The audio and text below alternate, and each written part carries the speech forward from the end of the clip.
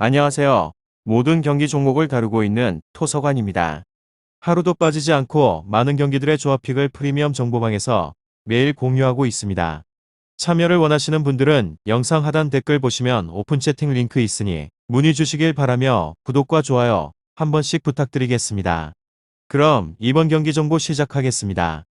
토트넘 리버풀 축구와 관련하여서 토트넘은 3연승 중이며 리버풀은 선두 맨시티를 승점 1점 차로 추격 중입니다. 토트넘은 지금 현재 상황이 좋지 않으며 최근 리그에서 연승을 달리는 등 분위기는 올라왔지만 코로나가 팀을 덮치며 가동 인원이 많지 않습니다. 해리 케인을 양옆에서 지원하는 손흥민과 모우라가 코로나에 걸리며 나서지 못하고 윙백 에메르송 로얄과 삼선의 핵인 스킵도 이번 원정에 나설 수 없습니다. 부상이 있던 로메로를 포함해서 주전 5명 정도가 결장을 하며 로셀로는 몸 상태를 회복했기에 출전할 것으로 보입니다. 레스터전이 취소가 되었지만 선수 기용에 대한 부담은 여전합니다.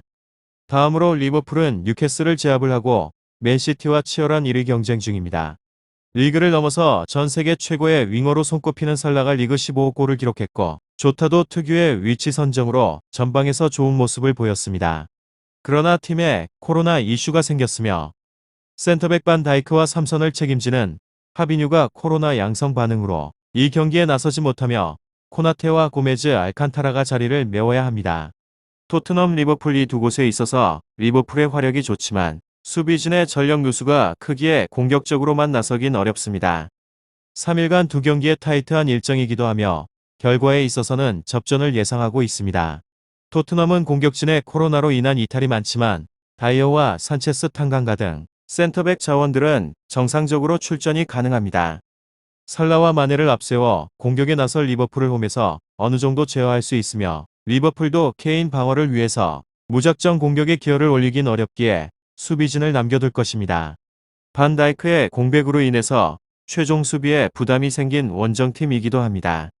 다음으로 토트넘 리그에서는 7위로 무승패승승 코로나19 여파가 길어지고 있으며 지난 컨퍼런스 리그 조별리그 마지막 경기를 앞두고 6명의 확진자가 나온 이후 추가 확진자가 나오지 않으면서 1군 훈련을 재개해서 정상 일정 처리에 대한 기대감을 키웠습니다.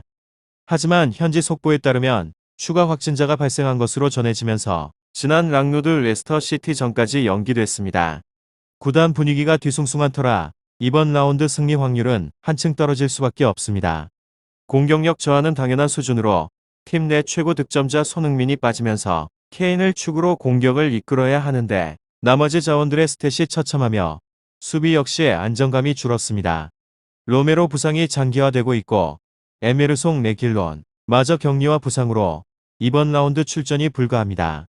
토트넘은 2군에서 주력 자원들을 끌어올 계획까지 갖고 있으나 23세 이하 선수단에서도 확진자가 다수 발생해서 선수단 구성에 어려움을 겪고 있는 중입니다. 결장자는 로메로 레길론, 에메르송 스킴 로셀로 힐 손흥민, 모우라 선수입니다. 다음으로 토트넘 리버풀 축구 상대와 달리 호조의 분위기를 잇고 있으며 지난 라운드 승리로 공식전 8연승을 달렸습니다. 이곳은 원정 분리마저 줄였습니다. 오히려 안방을 벗어나면 화력을 높이며 특히나 원정 경기에서 26득점을 적중을 하였는데 그중 6골을 전반 20분 안에 몰아넣으며 초정의 상대를 제압하는 데 능합니다. 마네와 살라가 측면에서 스피드를 살려 배후 공간을 끊임없이 노리며 피르미누 오리기 또한 스쿼드에 포함이 되어서 무리한 제로톱 전술을 사용하지 않아도 된다는 것이 호재입니다. 이곳은 맞대결 전적 역시 좋으며 앞선 7차례 맞대결에서 전승을 거뒀습니다.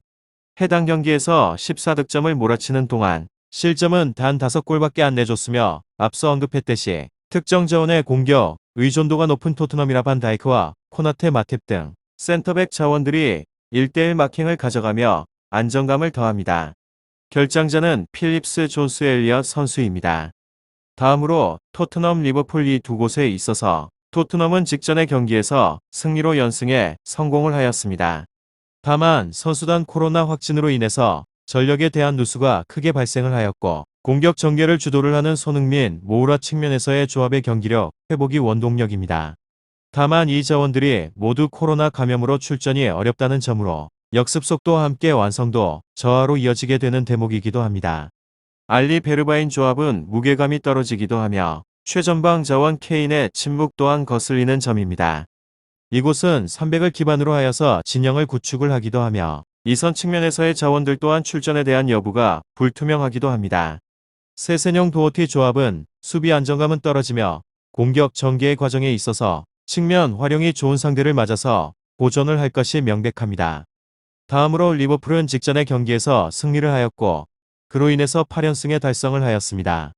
이 기간에 총 6번의 멀티로 득점을 기록을 하게 된 공격진이 상승세를 주도하기도 하며 이번 시즌에서의 리그 원정에서 단 1패로 그치게 되었습니다. 공격 전개 중심은 마네 살라 조합이 강점을 유지를 하고 있으며 리그 일정에서 22득점 10도움을 합작을 하고 있는 중입니다. 최전방에 위치를 하는 조타는 최근 리그에서는 6번의 경기 5득점으로 득점력이 좋은 곳으로 최근의 일정에서 코나테 마팁 중앙에서의 수비 조합을 활용을 하고 있기도 합니다. 핵심 중앙에서의 수비 자원 반 다이크의 코로나 확진 소식이 들리기도 합니다. 토트넘 리버풀 축구 잘 알아보시고 좋은 결과 얻어보시길 바랍니다. 유익한 정보가 되셨다면 구독과 좋아요 한 번씩 부탁드립니다. 그리고 최종 조합과 정답치는 항상 프리미엄 정보방에서 항상 공유하고 있으니 참고해 주시고 이번 영상 마무리하겠습니다.